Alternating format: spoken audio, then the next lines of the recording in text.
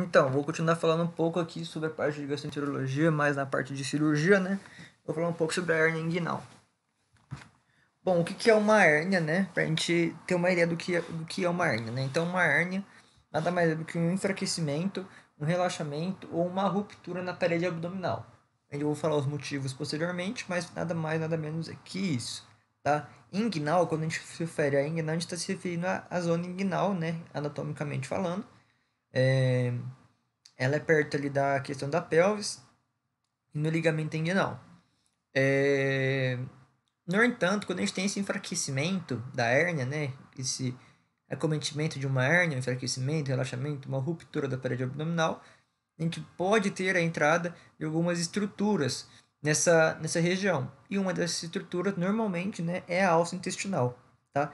Então, a alça intestinal, ela entra ali e fica ali, né, naquele espaço que foi produzido ou foi congênito. Bom, a epidemiologia da hernia inguinal, então. A hernia inguinal, ela é muito mais comum em homens, tá?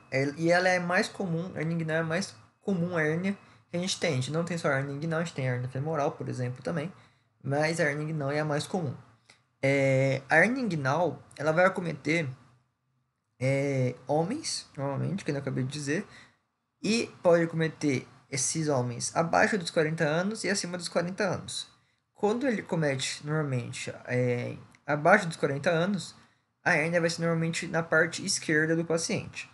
Quando ele está acima de 40 anos, normalmente ele vai ser bilateral. Outro fator também que é importante mencionar é que a hérnia femoral e a hérnia inguinal são coisas diferentes, tá? Os dois são hérnias, ok? Mas são regiões diferentes. A hérnia femoral, eu vou fazer um vídeo sobre ela também, porém a hérnia femoral ela é mais comum em mulheres, normalmente ela atinge o lado direito. E a hérnia femoral também, devido ao canal femoral, ele, ele é mais estreito, então ele tem mais chances de fazer um estrangulamento. Bom, então quais são as causas da hernia inguinal? Pode ser adquirida ou congênita. A adquirida normalmente vai ser acima dos 40 anos, né? Já que o paciente ele vai desenvolver essa hernia inguinal.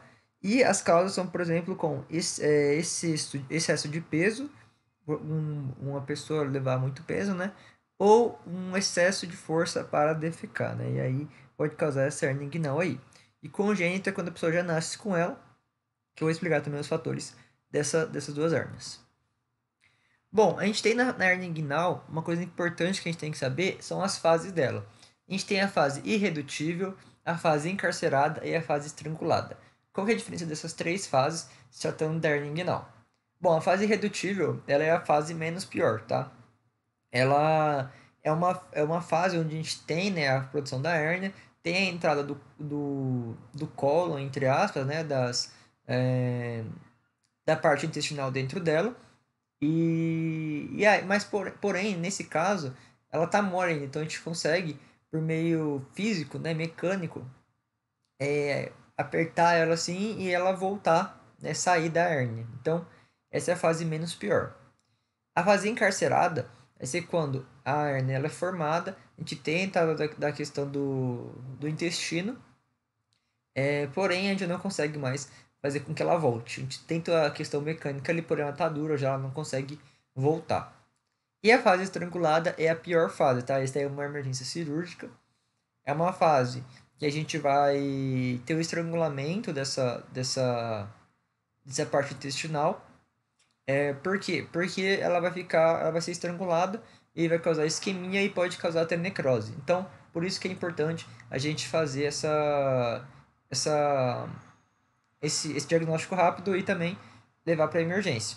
Com essa necrose, pode acontecer até a morte do paciente. Bom, e agora eu vou falar da hernia inguinal direta e indireta.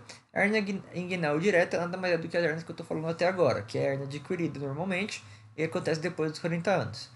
Como eu falei, ela normalmente acontece quando é depois dos 40 anos, ela é predominantemente ocorre bilateralmente. E ela é perigosa, né? A gente tem que tomar cuidado, porque, como eu falei, ela pode passar aquelas três fases que eu falei, chegar até a fase estrangulada, né? E aí o paciente ter mais consequências. E a hernia inguinal indireta. A hernia inguinal indireta vai ser quando o paciente já nasce com a hernia, tá? Ela é congênita, ou seja, o paciente vai nascer com ela. O que acontece? Qual que é o problema disso? Como que embriologicamente o que acontece? Bom, a gente tem um conduto que chama conduto peritônio vaginal. O que é esse conduto? Esse conduto ele vai ajudar no rebaixamento dos testículos. Tem uma doença, né, que a gente fala quando os testículos eles não descem, que é a criptorquídea. Porém, quando a gente tem problema do conduto peritônio vaginal, no sentido que esse conduto peritônio vaginal desce junto, desce e a alça intestinal desce junto com ela, a hernia inguinal pode aparecer, porque a gente vai ter a alça intestinal descendo junto com o conduto peritônio vaginal e aí ela não vai estar, né, no lugar que ela deveria estar, causando uma hernia. E tratamento da hernia inguinal, a gente vai usar anti-inflamatório para a questão mais paliativa, né, já que não tem como não um tratamento definitivo. O tratamento definitivo, o único tratamento que a gente pode fazer é a cirurgia, tá? A cirurgia dessa hérnia.